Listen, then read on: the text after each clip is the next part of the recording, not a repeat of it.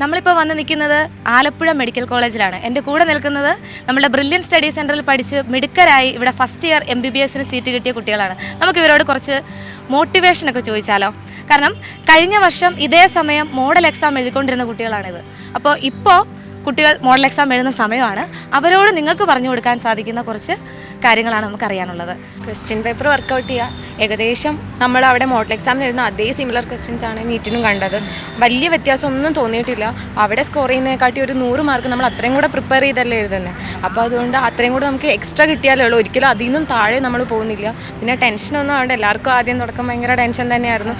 പയ്യെ ഗ്രാജുവലി നമ്മൾ എക്സാംസ് എഴുതിയാണ് ആ ടെൻഷൻ മാറുന്നത്. അവസാനമൊക്കെ ആകുമ്പോൾ നമ്മൾ വിചാരിക്കും ടെക്സ്റ്റ് കുത്തിയിരുന്ന് വായിച്ച് തീർക്കാമെന്ന്. പക്ഷെ ഒന്നും നടക്കുന്ന കാര്യമല്ല. അപ്പോൾ നമ്മൾ തന്നെ ഷോർട്ട് നോട്ട്സ് ഉണ്ടാക്കിയിട്ടുണ്ട്. അത് നോക്കുക, ക്വസ്റ്റ്യൻ പേപ്പർ വർക്കൗട്ട് ചെയ്യുക. ഇതാണ് മെയിൻ ചെയ്യാനുള്ളത്. ഓക്കെ, അപ്പോൾ മോൾക്ക് എന്താണ് പറയാനുള്ളത്? ഇപ്പോൾ മോഡൽ എക്സാം തുടങ്ങുമ്പോൾ എല്ലാവർക്കും ഭയങ്കര ടെൻഷനായിരിക്കും. എനിക്കും ഭയങ്കര ടെൻഷനായിരുന്നു. കൂളായിട്ട് എക്സാം എഴുതുക, എല്ലാ എക്സാം പോയി അറ്റൻഡ് ചെയ്യുക, അതാണ് ഏറ്റവും ഇമ്പോർട്ടൻറ്റ്. നമുക്ക് തോന്നും നമ്മളൊന്നും കവർ ചെയ്തിട്ടില്ല, പഠിച്ചിട്ടില്ല, ഭയങ്കര ടെൻഷനായിരിക്കും. ചിലപ്പോൾ കൂടെയുള്ള ആൾക്കാരൊക്കെ കാണുമ്പോൾ അവർക്ക് എന്നെക്കാളും കൂടുതൽ അറിയാമല്ലോ എന്നൊക്കെ തോന്നും. അതൊന്നും കമ്പയർ ചെയ്ത ആൾക്കാരുമായിട്ട് നിങ്ങൾക്കറിയാം, ആ വിശ്വാസത്തിൽ എഴുതുക. പിന്നെ എക്സാം എഴുതുമ്പം അത് മാക്സിമം നമുക്ക് ഒത്തിരി കാര്യങ്ങൾ എക്സാം എഴുതുന്നതിൽ കൂടെ കിട്ടും. ടൈം മാനേജ് ചെയ്യുക. പിന്നെ നമ്മുടെ മിസ്റ്റേക്സ്, നമ്മൾ വെറുതെ സില്ലി ആയിട്ട് ഒത്തിരി മിസ്റ്റേക്സ് വരുത്തും. ചിലപ്പോൾ നമ്മൾ മാർക്ക് ചെയ്യുന്ന OMR ഷീറ്റിൽ മാർക്ക് ചെയ്യുന്ന പോലും ഭയങ്കര ഇമ്പോർട്ടൻറ്റാണ്. നമുക്കറിയാവുന്ന കാര്യങ്ങളായിരിക്കും നമ്മൾ മാറ്റി എഴുതിയിട്ട് തെറ്റിക്കുന്നത്. അതൊക്കെ ഒത്തിരി നെഗറ്റീവ് മാർക്ക് വരത്തില്ലേ. അപ്പോൾ അങ്ങനത്തെ കാര്യങ്ങൾ ശ്രദ്ധിക്കുക. പിന്നെ വരുന്ന മിസ്റ്റേക്സ് എഴുതി വെച്ച്, ഞാൻ അങ്ങനെ ചെയ്തുകൊണ്ടിരുന്നത്. മിസ്റ്റേക്സ് വരുന്നത് എഴുതി വെച്ചിട്ട് അത് പിന്നെ റിവൈസ് ചെയ്യുമായിരുന്നു. പിന്നെ കുറേ ടെക്സ്റ്റ്, ഇപ്പോൾ ഫിസിക്സ് ഒക്കെ ആണെങ്കിൽ ഫോർമുലാസ് വായിക്കുക, ഷോർട്ട് നോട്ട്സ് ഉണ്ടാക്കിയത് വായിക്കുക. എപ്പോഴും ടെക്സ്റ്റ് തന്നെ നമുക്ക് എപ്പോഴും ഫുൾ റിവൈസ് ചെയ്തിട്ട് എല്ലാം പഠിച്ചിട്ട് മോഡൽ എക്സാമിന് പോകാൻ പറ്റത്തില്ല.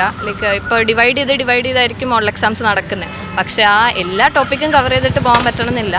മാക്സിമം കവർ ചെയ്യാവുന്ന അത്രയും കവർ ചെയ്തിട്ട് പോയിട്ട് എഴുതുക. പിന്നെ മാർക്ക് കുറയും, അങ്ങനെയാണ്. പിന്നെ ലാസ്റ്റ് അതൊക്കെ ശരിയായിക്കോളും. മിസ്റ്റേക്സ് ഉണ്ടാകുന്നത് പഠിക്കുക, അത് പിന്നെ വരുത്താതിരിക്കാൻ ശ്രമിക്കുക. ടോപ്പിക്സ് മാക്സിമം പെൻഡിങ് വരാറുണ്ട് കുട്ടികൾക്ക്, അല്ലേ? അപ്പോൾ അങ്ങനെ വരുമ്പോൾ അവർക്ക് സ്ട്രെസ്സ് കൂടാറുണ്ട്. അങ്ങനെ ടോപ്പിക്ക് പെൻഡിങ് വന്ന് സ്ട്രെസ്സ് വരുമ്പോൾ ആ കുട്ടികളെ നമുക്ക് എങ്ങനെയാണെന്ന് മോട്ടിവേറ്റ് ചെയ്യാൻ പറ്റുന്നത്? ടോപ്പിക്സ് ഈ പറഞ്ഞ പോലെ നമുക്ക് ചെറിയൊരു സിലബസ് അല്ല നീറ്റിന് പറയുന്നത്. +1 +2 എന്ന് പറഞ്ഞാൽ 10th കഴിഞ്ഞ് വരുമ്പോൾ ഭയങ്കര വാസ്റ്റായിട്ടൊരു സ്റ്റഡിയാണ് ശരിക്കും ഉള്ളത്. അപ്പം എൻട്രൻസിനെ സംബന്ധിച്ച് നമ്മൾ ഒരുപാട് ഡെപ്തിൽ ഇറങ്ങി പഠിക്കാനുള്ള ടൈമില്ല, അതാണ് മെയിൻ. അപ്പം നമ്മൾ ബ്രില്യൻ്റാണെങ്കിലും അതനുസരിച്ച ക്ലാസ്സസ് നല്ല, അതായത് എൻട്രൻസ് ഓറിയൻറ്റഡ് ആയിട്ടാണ് ക്ലാസ് നടക്കുന്നത്. അപ്പം അവർ ഹൈലൈറ്റ് ചെയ്യുന്ന ടോപ്പിക്സ്, പിന്നെ NCERT മസ്റ്റാണ്, പ്രത്യേകിച്ച് ബയോളജി അത് വായിക്കുക. പിന്നെ ബാക്കി കെമിസ്ട്രി ആണെങ്കിലും ഫിസിക്സ് ആണെങ്കിലും പ്രൊഫസേഴ്സ് ഹൈലൈറ്റ് ചെയ്ത് തരുന്ന പോർഷൻസ് നല്ലോണം കോൺസെൻട്രേറ്റ് ചെയ്ത് വായിക്കുക. അപ്പം പെൻഡിങ്ങൊക്കെ സ്വാഭാവികമായി ക്ലാസ്സും കാര്യങ്ങളൊക്കെ ഇടയ്ക്കൊക്കെ വരാം. പക്ഷേ അതങ്ങനെ ഡെസ്പ് ആവേണ്ട ആവശ്യമില്ല. നമുക്കത് പിന്നെ ആണെങ്കിലും കയറി വരാൻ പറ്റും. അതേപോലെ തന്നെ ഈ പറഞ്ഞ പോലെ പ്രീവിയസ് ഇയർ പേപ്പേഴ്സ് വളരെ ഇമ്പോർട്ടൻ്റ് ആണ്. മോഡൽ നടക്കുന്ന സമയത്ത് ബ്രില്യൻ്റിൽ കുറേ മോഡൽ എക്സാംസ് നടത്തും, ശരിയാണ്, അത് നമ്മൾ എഴുതണം, കറക്ഷൻസ് നോക്കണം. പക്ഷേ പ്രീവിയസ് ഇയർ പേപ്പേഴ്സ് വളരെ ഇമ്പോർട്ടൻ്റ് ആണ്. കാരണം ആഫ്റ്റർ ഓൾ എക്സാം NTA ആണ് നടത്തുന്നത്. അപ്പം അവരുടെ മോഡൽ നമ്മൾ കണ്ടിരിക്കുക എന്നുള്ളത് വളരെ ഇമ്പോർട്ടൻ്റ് ആണ്. എനിക്ക് പറ്റിയൊരു അബദ്ധം എന്ന് പറയുന്നത് അതാണ്. ഞാൻ പ്രീവിയസ് ഇയറിന് അത്ര ഇമ്പോർട്ടൻസ് കൊടുത്തിട്ടില്ലായിരുന്നു. പക്ഷേ പ്രീവിയസ് ഇയർ വളരെ ഇമ്പോർട്ടൻ്റ് ആണ്. അതെന്തായാലും 2 or 3 times ഒരു പ്രീവിയസ് 5 yearsൻ്റെ എങ്കിലും ചെയ്തിട്ട് പോകണം എന്നാണ് എൻ്റെ അഭിപ്രായം. അപ്പം പ്രീവിയസ് ഇയർ ആണെന്നുണ്ടെങ്കിൽ നമുക്ക് ബ്രില്യൻ്റ് തരുന്ന ആപ്പാണ് ലേണിംഗ് ആപ്പിൽ APMT മുതലുള്ള ഒരുപാട് എൻട്രൻസ് എക്സാംസിൻ്റെ ക്വസ്റ്റ്യൻസ് അവിടെ കിടക്കുന്നുണ്ട്. അവിടെ നമുക്ക് ടൈം വെച്ചിട്ട് തന്നെ അത് ചെയ്യാനുള്ള ഒരു ഫെസിലിറ്റി കിട്ടുന്നുണ്ട്. അത് യൂട്ടിലൈസ് ചെയ്യാവുന്നതാണ്. മോഡൽ എക്സാമൊക്കെ തുടങ്ങി, അപ്പോൾ ടെൻഷൻ നന്നായിട്ടുണ്ടാവും. എനിക്കുണ്ടായിരുന്നു, എൻ്റെ ഒപ്പം ഉണ്ടായിരുന്നവർക്കും ഉണ്ടായിരുന്നു. ആദ്യം തന്നെ ബ്രില്യൻറ്റിനെ വിശ്വസിക്കുക, അവരുടെ പാറ്റേൺ ക്ലിയറായി അതുപോലെ തന്നെ ഫോളോ ചെയ്യുക. ഇപ്പോൾ മാർക്കൊക്കെ എന്താ പറയുക, മോഡൽസൊക്കെ പല പാർട്ടായിട്ടുണ്ടല്ലോ, ഓരോ എന്തോ ഒരു നെയിം ഇട്ടിട്ട് തന്നെ അവർ ചെയ്യുന്നുണ്ട്. അപ്പോൾ ഫസ്റ്റ് ഇപ്പോൾ പെൻഡിങ്ങിൻ്റെ കാര്യം പറയുമ്പോൾ നമുക്ക് എന്തായാലും എത്ര പഠിച്ചവരായാലും കുറച്ച് പെൻഡിങ്ങൊക്കെ അവിടെ ഉണ്ടാവും. അപ്പോൾ ഓരോ പാർട്ടായി വരുമ്പോൾ നമ്മൾ അതിന് ഫോക്കസ് ചെയ്യുക. നമ്മുടെ സ്ട്രോങ് ആയിട്ടുള്ള പോയിൻറ്റ്സിനെ ജസ്റ്റ് മാറ്റി വയ്ക്കുക. ഇപ്പോൾ ലോസ് ഓഫ് മോഷനിൽ ചില ക്വസ്റ്റ്യൻസൊക്കെ നമുക്ക് എപ്പോഴും അറിയുന്നതായിരിക്കും. പക്ഷെ നമ്മുടെ കംഫർട്ട് സോണിനൊക്കെ നമ്മൾ അത് തന്നെ പഠിച്ചിരിക്കും. അത് ഒഴിവാക്കി നമുക്ക് അറിയില്ല, നമ്മൾ പെൻഡിങ് ആണ് എന്ന് തോന്നുന്ന ടോപ്പിക്സൊക്കെ ഒന്ന് കവർ ചെയ്യാൻ നോക്കുക. പിന്നെ അറിയില്ല എന്ന് തോന്നുന്നതിന് ഒരുപാട് സ്ട്രെസ് ചെയ്ത് അതും ഇരിക്കരുത്.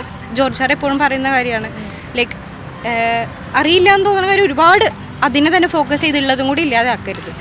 പിന്നെ ക്വസ്റ്റ്യൻസ് ചെയ്യൽ വളരെ ഇമ്പോർട്ടൻ്റ് ആണ്. അത് ഒരുപാട് വേറെ സോഴ്സിലേക്ക് പോകേണ്ട ആവശ്യമില്ല. അതിന് ആവശ്യത്തിലധികം നമ്മുടെ ലേണിംഗ് ആപ്പിലായാലും പിന്നെ എത്ര എക്സാംസ് ആയാലും വീക്കിലി തൊട്ടുള്ളത് നോക്കുകയാണെങ്കിൽ ബ്രില്യൻ്റിൽ വീക്കിലി തൊട്ട് മര്യാദയ്ക്ക് എന്താ പറയുക പ്രോപ്പറായി അറ്റൻഡ് ചെയ്തൊരു കുട്ടിക്ക് നീറ്റിലുള്ള ഒരു ക്വസ്റ്റ്യനും അൺഫെമിലിയർ ആവില്ല, അനുഭവം കൊണ്ട് പറയുകയാണ്. പിന്നെ മാർക്ക് കുറയും, അതാണ് അടുത്തൊരു കാര്യം. മോഡൽ എക്സാം എഴുതുമ്പോൾ എന്തായാലും നിങ്ങളുടെ മാർക്ക് കുറയും. ചിലപ്പോൾ ഫസ്റ്റ് എക്സാമിലൊക്കെ 630 ലൈക്ക് 600+ ഇഷ്ടം പോലെ കിട്ടുമായിരിക്കും. ഗ്രാജുവലി ചിലപ്പോൾ അത് കുറയാൻ ചാൻസ് ഉണ്ട്. അത് എക്സാം അവർ അങ്ങനെയാണ് നടത്തുന്നത്. നീറ്റ് നമുക്കറിയില്ല എങ്ങനെയാണ്, ചിലപ്പോൾ പാറ്റേൺ ഡിഫറെൻ്റ് ആയിരിക്കാം. അത് അവർക്ക് അറിയുന്നതുകൊണ്ട് അവർ അതുപോലെയാണ് നടത്തുന്നത്. ലൈക്ക് എക്സാം എഴുതുമ്പോൾ എനിക്ക് ബ്രില്യൻ ടീച്ചേഴ്സിനോടൊക്കെ എൻ്റെ ദൈവം എന്തിനെത്ര ബുദ്ധിമുട്ടിടണമെന്ന് തോന്നിയിട്ടുണ്ട്. പക്ഷേ ലൈക്ക് എക്സാം എഴുതുമ്പോൾ മനസ്സിലാവും ഇതിൻ്റെ ഒക്കെ ഒരു ഹൈബ്രിഡായിട്ടാണ് നീറ്റ് മെയിൻ എക്സാം കിടക്കുന്നത്.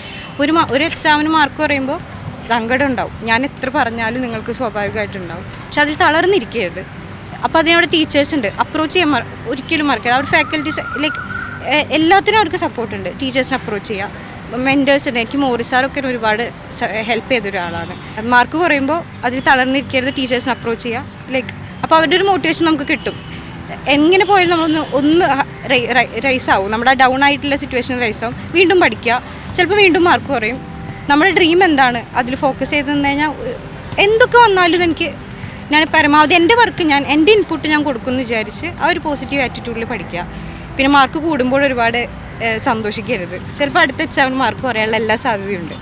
അപ്പോൾ അതൊക്കെ അക്സെപ്റ്റ് ചെയ്തിരിക്കാൻ till at last at the end അവിടെ വരെ നമ്മുടെ സെയിം പേസിൽ പോവുക എന്നാണ് പറയാനുള്ളത്. മോഡൽ എക്സാമിൽ മാർക്ക് കുറയുമ്പോൾ കുട്ടികൾ ചിലപ്പോൾ സ്കിപ്പ് ചെയ്യാനുള്ള സാധ്യത ഉണ്ട് എക്സാം. അപ്പോൾ അങ്ങനെ വരുമ്പോൾ കോൺഫിഡൻസ് കുറവായതുകൊണ്ടാണല്ലോ. അപ്പോൾ അങ്ങനെയുള്ള കുട്ടികളോട് നമുക്ക് എന്താണ് പറയുന്നത്? അപ്പോൾ എനിക്ക് പറയാനുള്ളതെന്ന് വെച്ചാൽ ഇതുവരെ ഞാൻ ഒരു ബ്രില്യൻ്റ് എക്സാമിൽ മുടക്കിയിട്ടില്ല. വീക്കിലി എക്സാമും പിന്നെ NCERT പിന്നെ മോഡൽ എക്സാം എല്ലാം എഴുതിയിട്ടുണ്ട്. അപ്പം അതെനിക്ക് ഭയങ്കര പ്രൗഡുള്ള കാര്യമാണ്. പിന്നെന്ന് വെച്ചാൽ എക്സാമിന് ഓഫ് കോഴ്സ് നമുക്ക് മാർക്ക് കുറയും. അത് മാർക്ക് കുറഞ്ഞില്ലെങ്കിൽ എന്തെങ്കിലും പ്രശ്നമുണ്ടെന്ന് ഞാൻ പറയത്തുള്ളൂ. പിന്നെ എനിക്കൊക്കെ ആണെങ്കിൽ ഒരു 500 ആ റേഞ്ചിലാണ് എപ്പോഴും നിൽക്കലുള്ളത്. റാങ്ക് ആയിപ്പോലും 1000, 1500, 2000 ഒക്കെ വന്ന സമയമൊക്കെ ഉണ്ട്. അപ്പോൾ ഭയങ്കര വിഷമമുണ്ട് നമുക്ക്. പക്ഷെ നമ്മളിത് മാറ്റിയിട്ട് പഠിക്കും, അല്ലാതെ വേറെ വഴിയില്ലല്ലോ. പിന്നെന്ന് വെച്ചാൽ എക്സാം എന്തായാലും എഴുതണം, ഒരു എക്സാം പോലും മുടക്കരുത്. കാരണം എക്സാമിലാണ് കാര്യമുള്ളത്. കാരണം ഈവൻ നമുക്ക് നീറ്റ് എഴുതുമ്പോൾ നമുക്ക് മനസ്സിലാകത്തുള്ളൂ, ഡിഫറൻസ് മനസ്സിലാകത്തുള്ളൂ. നമ്മൾ ആ എഴുതിയ ക്വസ്റ്റ്യൻസൊക്കെ നമുക്ക് പിന്നെയും നമുക്ക് വരും, ഓഫ് കോഴ്സ് വരും. പിന്നെന്ന് വെച്ചാൽ ഡെസ്പായിട്ടിരിക്കേണ്ട ആവശ്യമൊന്നുമില്ല, എന്തായാലും കിട്ടും. കൺസിസ്റ്റൻ്റ് ആയിട്ടൊന്ന് പഠിച്ചാൽ മതി, കിട്ടുന്ന കാര്യമുള്ളൂ. എൻ്റെ മിസ് അക്സാ മിസ് ആയിരുന്നു, Q25. അടിപൊളി മാം ആയിരുന്നു. മാം ഭയങ്കര സപ്പോർട്ടായിരുന്നു. നമുക്ക് ഭയങ്കര ഡൗൺ ആയിട്ടൊക്കെ ഇരിക്കുമ്പോൾ മാം ഭയങ്കര മോട്ടിവേഷനൊക്കെ തന്ന് നമ്മളിങ്ങനെ ഇതാക്കുമായിരുന്നു, എടുക്കും. പിന്നെ ജോസാർ എപ്പോഴും നമുക്ക് വന്ന് എപ്പോഴും എല്ലാ എക്സാം കഴിയുമ്പോഴും സാർ ക്ലാസ് വന്നിട്ട് ഇങ്ങനെ പറയും, നിങ്ങൾ ഒരു പേടിക്കുക ആവശ്യമേ ഇല്ല എന്നൊക്കെ പറഞ്ഞിട്ട് ഭയങ്കര അടിപൊളിയായിരുന്നു. അതൊക്കെ ഭയങ്കര ഇതാണ്. എനിക്ക് തന്നെയാണ് പറയാനുള്ളത്. എക്സാംസിന് നന്നായിട്ട് ഫോക്കസ് ചെയ്യുക, എല്ലാ എക്സാം അറ്റൻഡ് ചെയ്യുക, തുടക്കം മുതൽ ലാസ്റ്റ് വരെ. മോഡൽ എക്സാംസ് ഒക്കെ ഭയങ്കര ഇമ്പോർട്ടൻ്റ് ആണ്. ഞാനിതുവരെ ഒരു മോഡൽ എക്സാമോ വീക്ക്ലിയോ NCERT എക്സാമോ ഒന്നും മിസ് ചെയ്തിട്ടില്ല. എല്ലാം ഞാൻ എഴുതിയിട്ടുണ്ട്. ഞാൻ വൈറ്റ് ഹൗസ് ഗ്രാൻഡിലായിരുന്നു. അവിടെ എല്ലാവർക്കും കുറച്ച് പേർക്ക് കൊറോണയൊക്കെ വന്ന് അടച്ചിട്ട ടൈമൊക്കെ ഉണ്ടായിട്ടുണ്ട്. ആ സമയത്തും ഹോസ്റ്റലിൽ വെച്ചും ഒക്കെ എക്സാം നടത്തിയിട്ടുണ്ട്. എല്ലാവരും അത് അറ്റൻഡ് ചെയ്തിട്ടുണ്ട്. കുറച്ച് പേര് ക്യാമ്പസ് മാറി വീട്ടിലേക്ക് പോയവരുണ്ട്. അങ്ങനെ പോകുന്നവരൊക്കെ ആണെങ്കിലും ഓൺലൈനായിട്ട് എഴുതാനുള്ള ഫെസിലിറ്റി ബ്രില്യൻ്റിലുണ്ട്. അങ്ങനെയും എങ്ങനെയായാലും എക്സാം ഡെയിലി ഒരു 3-4 ക്വസ്റ്റ്യൻ പേപ്പറോ ഒക്കെ വെച്ച് ചെയ്യണം.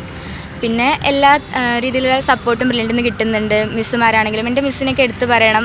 R39 ബാച്ചിൽ നീതു മിസ് ഇപ്പോഴും കോൺടാക്ട് ചെയ്യാറുണ്ട്. മിസ്സിനൊക്കെ മിസ്സൊക്കെ നന്നായിട്ട് മോട്ടിവേറ്റ് ചെയ്ത് നല്ലപോലെ സപ്പോർട്ട് ചെയ്തിരുന്നു. എക്സാം അറ്റൻഡ് ചെയ്യുന്നതിന് ഏറ്റവും നല്ലൊരു സ്ട്രാറ്റജി പറഞ്ഞു കൊടുക്കാൻ പറ്റുമോ? എക്സാം എൻ്റെ ഒരു അഭിപ്രായത്തിൽ മാക്സിമം ഓഫ്ലൈൻ എക്സാംസ് തന്നെ അറ്റൻഡ് ചെയ്യാൻ നോക്കണം. ഓൺലൈൻ എക്സാം വേറൊരു വഴിയില്ല എന്നുള്ളവർ ഓൺലൈൻ തന്നെ ചെയ്യുക. പക്ഷേ മാക്സിമം ഓഫ്ലൈൻ എക്സാം തന്നെ അറ്റൻഡ് ചെയ്യാൻ നോക്കുക. കാരണം നീറ്റ് ഓഫ്ലൈൻ ആണല്ലോ. അപ്പോഴാണ് നമുക്ക് ടൈം മാനേജ് ചെയ്യാനും അതൊക്കെ നമുക്ക് ഓഫ്ലൈൻ എക്സാം എഴുതിയാലോ പറ്റുള്ളൂ. പിന്നെ ലാസ്റ്റിലേക്കുള്ള മോഡൽ എക്സാംസ് ഒക്കെ നടത്തുമ്പോൾ അവർ എല്ലാ ടൈപ്പ് ക്വസ്റ്റ്യൻസ് വിടും. ഒരു എക്സാം ചിലപ്പോൾ ഭയങ്കര ഈസി ആയിരിക്കും, ഭയങ്കര ടഫായിട്ടുള്ള എക്സാംസ് നടന്നിട്ടുണ്ട്. പക്ഷേ അപ്പോഴാണ് നമുക്ക് റാങ്കൊക്കെ വരുമ്പോൾ നമുക്ക് കാണാം എത്രയും ദിവസം കൺസിസ്റ്റൻ്റ് ആയിരുന്ന ആൾക്കാർ ചിലപ്പോൾ ഈസി ക്വസ്റ്റ്യൻസ് വരുന്ന സമയത്തായിരിക്കും വേറെ ആൾക്കാർ വരും, റാങ്കിൽ ഫസ്റ്റിലേക്ക് വരും. പിന്നെ ടഫ് ഇല്ലാതെ അപ്പം വേറെ ആൾക്കാർ വരും. അങ്ങനെ ഭയങ്കര വേരിയേഷൻ നമുക്ക് കാണാൻ പറ്റും റാങ്കിലൊക്കെ. പിന്നെ എപ്പോഴും എനിക്ക് പേടി ഉണ്ടാകുന്നതെന്ന് വെച്ചാൽ ചിലപ്പോൾ റാങ്കൊക്കെ കുറയുന്ന ടൈമിൽ ഞാൻ വിചാരിക്കും, അയ്യോ ബ്രില്യൻ്റിൽ ഈ കുറച്ച് കുട്ടികളുടെ കൂടെ തന്നെ എനിക്ക് 1000, 2000 ഒക്കെ റാങ്ക് വരും. നമുക്ക് കേരളത്തിൽ ഈ മൊത്തം കുട്ടികളും ഇന്ത്യയിലത്തെ ടോട്ടൽ കുട്ടികളെ ഇടയിൽ നമുക്ക് എങ്ങനെ റാങ്ക് ഉണ്ടാവുമോ, അപ്പം കേരളത്തിലൊരു കോളേജിൽ കിട്ടുമോ, അങ്ങനത്തെ ടെൻഷനൊക്കെ ഉണ്ടായിരുന്നു. പക്ഷേ സാർ എപ്പോഴും പറയും നമുക്ക് ഇവിടെ മോഡലിന് കിട്ടുന്ന എക്സാം മാർക്കിനെക്കാട്ടും എന്തായാലും ഒരു 100 മാർക്കെങ്കിലും കൂടുതൽ കിട്ടും എന്ന് എപ്പോഴും സാർ പറയും. ഞാൻ വിചാരിക്കും അതെങ്ങനെയാണെന്നൊക്കെ വിചാരിക്കലുണ്ടായിരുന്നു. പക്ഷേ അങ്ങനെ തന്നെ ആയിരുന്നു. 100-100ന് മുകളിൽ എന്തായാലും കിട്ടും. കാരണം നമ്മൾ എല്ലാ സോർട്ട് ഓഫ് ക്വസ്റ്റ്യൻസും ചെയ്യുന്നുണ്ട്. ഈസി ആണെങ്കിൽ എക്സാം ഈസി ആയി വന്നാൽ നമുക്ക് അങ്ങനെ എഴുതാൻ പറ്റുന്ന ക്വസ്റ്റ്യൻസ് അവിടെ തന്നിട്ടുണ്ട്. ടഫ് ആണെങ്കിൽ അങ്ങനെ എല്ലാ രീതിയിലും നമുക്ക് അറ്റൻഡ് ചെയ്യാൻ പറ്റുന്ന ക്വസ്റ്റ്യൻസ് തന്ന് ഓൾറെഡി നമ്മൾ പ്രാക്ടീസ് ചെയ്ത് വെച്ചിട്ടുണ്ട്. നമുക്കിനി ക്വസ്റ്റ്യൻ കണ്ടുപോയി എഴുതിയാൽ മതി. അങ്ങനെ എനിക്ക് ഭയങ്കര ഹെൽപ്ഫുള്ളായിരുന്നു എല്ലാം. പിന്നെ പറയുന്നത് വെച്ചാൽ ലാസ്റ്റിലേക്കൊക്കെ ചിലപ്പോൾ ഒരു ടഫ് ക്വസ്റ്റ്യൻ എക്സാമൊക്കെ വരുമ്പം അതിൽ ചിലപ്പോൾ ഒരു പുതിയ ക്വസ്റ്റിനോ കാണും, നമ്മൾ ഇതുവരെ പരിചയമില്ലാത്ത സാധനമൊക്കെ കാണും. അപ്പോൾ എല്ലാവരും ചെയ്യുന്നതാണ് പുതിയ നമ്മൾ തീരെ കാണാത്ത സാധനമാണ് അത് പഠിക്കാൻ നോക്കാൻ. അതൊന്നും ചെയ്യരുത്. കാരണം വന്ന് ചിലപ്പോൾ വരും, ഒന്നൊക്കെ വരുള്ളൂ എന്തായാലും.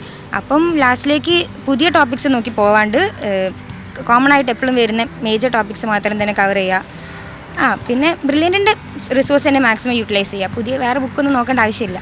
ഇപ്പോൾ ഓരോ കുട്ടികളും അവരുടെ ഒരു പ്രോസസ്സ് രീതിയാണ് അവർ പറഞ്ഞത്. ഒരുപാട് സ്ട്രഗിൾ ചെയ്ത് ഒരുപാട് കഷ്ടപ്പെട്ടാണ് അവരിവിടെ ഇപ്പോൾ എത്തിച്ചേർന്നിരിക്കുന്നത്. അപ്പോൾ നമുക്ക് ഇത് വളരെ ഒരു ഇൻസ്പിറേഷനായിട്ട് നമ്മുടെ കുട്ടികളോട് പറഞ്ഞു കൊടുക്കാൻ പറ്റും.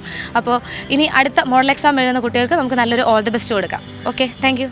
എൻട്രൻസ് സംബന്ധമായ വാർത്തകളും അപ്ഡേഷനുകളും ഏറ്റവും വേഗം ആധികാരികമായി അറിയാൻ ബ്രില്യൻ സ്റ്റഡി സെന്റർ പാല യൂട്യൂബ് ചാനൽ സബ്സ്ക്രൈബ് ചെയ്യുക, ബെൽ ഐക്കൺ അമർത്തുക, ഈ വീഡിയോ മറ്റു സുഹൃത്തുക്കളിലേക്കും മാക്സിമം ഷെയർ ചെയ്യുക.